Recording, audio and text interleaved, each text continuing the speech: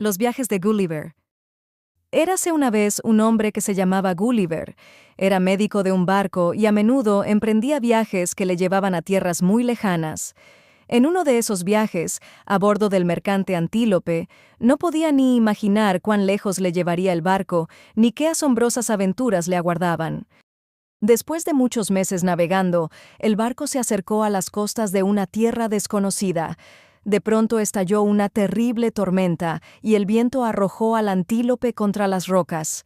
Inmediatamente, el barco se partió en dos. Antes de que se hundiera, los tripulantes se tiraron por la borda. Solo Gulliver consiguió nadar a través del furioso oleaje y llegar a tierra sano y salvo. Una vez fuera del agua, Gulliver se arrastró por la orilla. Luego, completamente agotado, quedó sumido en un profundo sueño. Al despertar, el sol brillaba intensamente en sus ojos. Intentó estirarse, pero comprobó, horrorizado, que no podía moverse. Tenía los brazos, las piernas y la espesa cabellera firmemente sujetos al suelo. Entonces sintió que algo le subía por la pierna. Levantó la cabeza cuanto pudo y vio a un diminuto personaje, no mayor que su dedo meñique, caminando sobre su pecho. Luego vio con asombro que al menos otros 40 hombrecillos trepaban por todo el cuerpo, armados con pequeños arcos y flechas. Lanzando un enorme grito, Gulliver trató de liberarse. Rugió tan violentamente que muchos de los hombrecillos que se habían encaramado a él cayeron al suelo. Los otros salieron huyendo, pero al ver que Gulliver no podía soltarse, se volvieron y le lanzaron una lluvia de flechas, tan pequeñas y afiladas como agujas. ¡Ay, ay!, exclamó Gulliver al sentir las flechas que le herían en la cara. Más tarde, otra rociada de flechas le alcanzó en el pecho y en las manos. Retorciéndose de dolor, Gulliver trató desesperadamente de romper los miles de hilos que le sujetaban al suelo. Pero era inútil luchar, las ligaduras eran demasiado fuertes. Por fin, Gulliver se dio por vencido, permaneció tendido en silencio y poco a poco le fue venciendo el sueño. Al cabo de un rato, le despertó el ruido de martillazos. Volviendo la cabeza, vio que junto a él habían construido una pequeña plataforma de madera y un hombrecillo elegantemente vestido se encaramaba a ella lentamente. «Ilo vigismo ad poples Lilliput, y golbasto magnifelus emperoribori», gritó el hombrecillo al oído de Gulliver. Gulliver le respondió: «No comprendo. ¿Dice usted que su país se llama Lilliput?» Gulliver trató de hacerle entender al hombrecillo que estaba hambriento y sediento, pero cuando le trajeron una bebida, resultó que estaba drogada. Total, quedó dormido. Mientras dormía, 500 carpinteros e ingenieros construyeron una estrecha carreta de madera para trasladarlo a ver al emperador de Lilliput. Fueron necesarios 900 hombres armados para colocarlo sobre ella y más de 1000 caballos para transportarlo a la ciudad. La procesión se detuvo a las afueras de la población, junto a las ruinas de un antiguo templo. Allí fue trasladado Gulliver, donde le colocaron pesadas cadenas en las piernas aseguradas con cientos de candados. Cuando se despertó, Gulliver comprobó que habían retirado todas las ligaduras que le sujetaban. Se levantó despacio y miró a su alrededor. Asombrado, vio a sus pies una ciudad entera en miniatura, con casas, calles y parques. Miles de personajillos le contemplaban con la boca abierta. A cierta distancia de la muchedumbre se encontraba el emperador, de porte majestuoso, luciendo un casco de oro incrustado con piedras preciosas y sosteniendo una espada casi tan grande como él. El caballo, al ver a Gulliver, se encabritó de asco. Entonces el emperador desmontó y caminó majestuosamente alrededor de sus enormes pies. Cerca del templo había una torre elevada, casi tan alta como el propio Gulliver, y con mucho el edificio más alto de Lilliput. El emperador y sus cortesanos subieron a ella para verle mejor. Gulliver les habló en varios idiomas, pero no lograban entenderse. El emperador bajó de la torre y de inmediato le trajeron 20 carretas repletas de comida. Gulliver pudo distinguir a las damas de la corte por sus lujosos ropajes y mantos de raso que lanzaban destellos. Eran tan bellas que sintió deseos de tomarlas en sus manos para ver sus diminutos vestidos, pero era demasiado educado. Las elegantes damas parecían escandalizadas al verle engullir la comida de las carretas y tragar barriles enteros de vino. Algunas de ellas hasta se desmayaron. Al fin terminó la visita real y Gulliver se quedó a solas en el templo, a solas, excepto por los cientos de soldaditos que le custodiaban. Pero no todos se sentían felices de tener a un gigante encadenado. Aquella noche, un grupo de hombres se deslizó entre los guardias y atacó a Gulliver con flechas, lanzas y cuchillos. Rápidamente fueron rodeados por la guardia personal del emperador, que empujó a los atacantes más y más cerca de las manos extendidas de Gulliver. «Han intentado matarte, gigante. ¡Encárgate tú de ellos!». Gulliver tomó a sus atacantes de las manos y se metió 5 de ellos en el bolsillo. Al sexto lo sostuvo frente a su boca abierta como si fuera a tragárselo. ¡Cómo gritaba y chillaba aquel hombrecillo! Pero Gulliver lo depositó suavemente en el suelo y luego colocó a los otros 5 junto a él. Rápidos como el rayo, todos salieron corriendo tan deprisa como se lo permitían sus piernecillas. Toda Lilliput estaba asombrada de la benevolencia que Gulliver mostraba hacia los hombres que habían intentado matarlo, y corrió a darle la noticia al emperador. Todos los ministros de Estado se hallaban reunidos en la corte para discutir lo que había de hacer con el extraño gigante que las olas habían arrojado a la playa de Lilliput. Liquibugal bigismo avidali», dijo el emperador, lo cual significaba: «Está claro que es un gigante amigable, no hay nada que temer». Pero Gulliver se sentía muy solo, encadenado en el templo, y deseaba poder huir y volver a su casa junto a su esposa y sus hijos. Al descubrir que Gulliver no tenía intenciones de lastimarlos y que demostraba ser un gigante sumamente pacífico, los habitantes de la isla tomaron una decisión crucial. Convencidos de su nobleza y amabilidad, la gente de Lilliput comenzó a desatar los pesados nudos que lo sujetaban al suelo, devolviéndole finalmente su libertad. «Pero debes dar vuelta a tus bolsillos», dijo el emperador, «para asegurarnos de que no lleven armas peligrosas».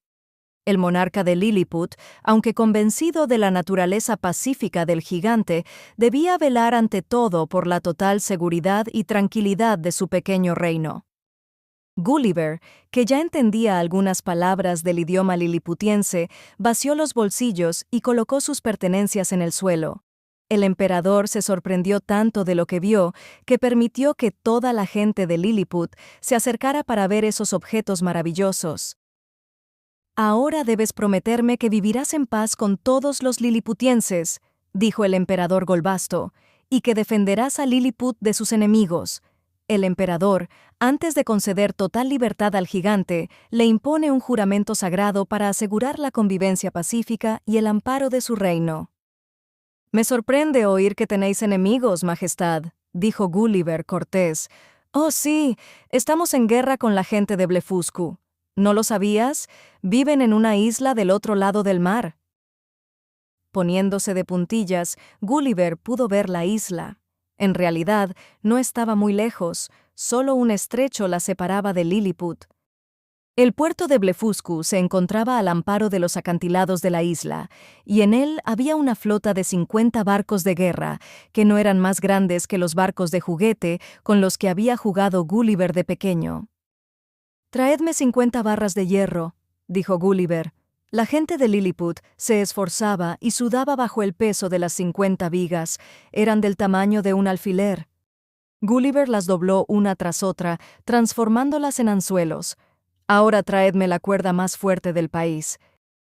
Los liliputienses le llevaron un fino hilo. Gulliver ató el hilo a los anzuelos y entró en el agua caminando. Nadó unos minutos hacia Blefuscu. Al llegar a aguas poco profundas, Gulliver se puso en pie y caminó hacia la costa. 30.000 soldados y marinos se habían reunido para invadir Lilliput, pero la aparición de Gulliver, que surgió de las aguas, llenó los 30.000 corazones de pánico. «Gentilini, enviador ferrífero gigante, mató ranas, Giganticus», gritaron, creyendo que Lilliput había contratado a un horrible gigante para luchar contra ellos. Los marineros de las 50 naves de guerra se tiraron por la borda y nadaron para salvarse. Los soldados arrojaron sus arcos y flechas y huyeron a esconderse en las montañas del interior del país. Gulliver se detuvo en la playa, sacó los hilos y los anzuelos y los fue enganchando a la proa de los barcos. Cortó las cadenas de las anclas con su cortaplumas y luego, tirando de los 50 hilos, sacó los barcos del puerto y los llevó a Lilliput. La gente de Lilliput gritó hasta quedar ronca al ver a Gulliver acarreando la flota con las 50 cuerdecillas. Cuando llegó a tierra, le aclamaron: «¡3 zurras para el hombre montaña! Ha salvado a Lilliput».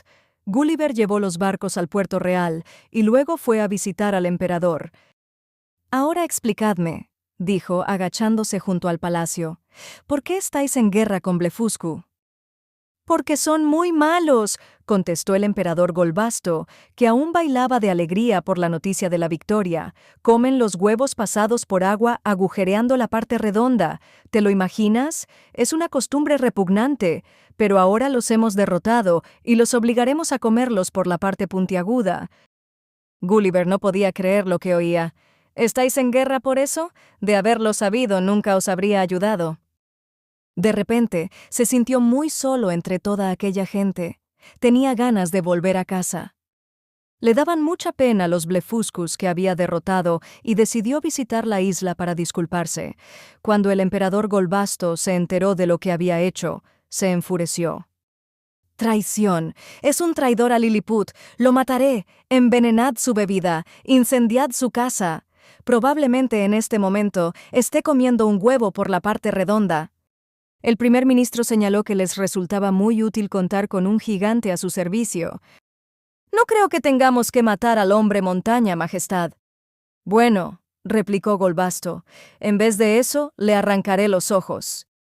Enviaron al heraldo de la corte a anunciar el castigo. Gulliver acababa de volver de Blefuscu y se había echado al sol mientras se le secaba la ropa. El heraldo se detuvo junto a su oreja y tocó una rara trompeta. «Oh, hombre montaña, extranjero y traidor», leyó en un pergamino, «el glorioso emperador Golbasto ha decidido perdonarte la vida». Gulliver se puso de pie y miró al heraldo. «Pero como has traicionado a la nación de Lilliput, los arqueros reales te arrancarán los ojos con sus agudas flechas. Mañana al mediodía. Dios salve a Golbasto». Gulliver recogió sus escasas pertenencias y atravesó corriendo la ciudad hasta el puerto. Allí se encontraba el galeón real de Golbasto, el barco más grande de toda la flota liliputiense. Cargó su chaqueta, su pistola y su sombrero en el galeón, lo sacó del pequeño puerto y salió nadando al mar. No miró atrás ni una sola vez. Lo único que oía eran las olas a su alrededor. Después de un rato, trepó al galeón.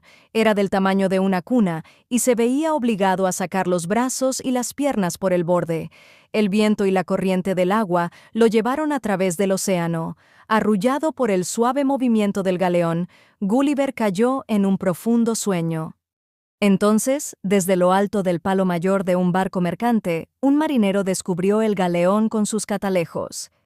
Primero pensó que era un barril que había caído al mar, pero después vio a Gulliver. Enseguida despacharon un bote para recogerle. Gulliver dio las gracias al capitán por haberle salvado. Con el galeón bajo el brazo, descendió a su camarote. Por primera vez en varios meses, iba a dormir en una cama. Durante el largo viaje a casa, se sentó todas las noches a cenar en la mesa del capitán y le contó sus extraordinarias aventuras en Lilliput.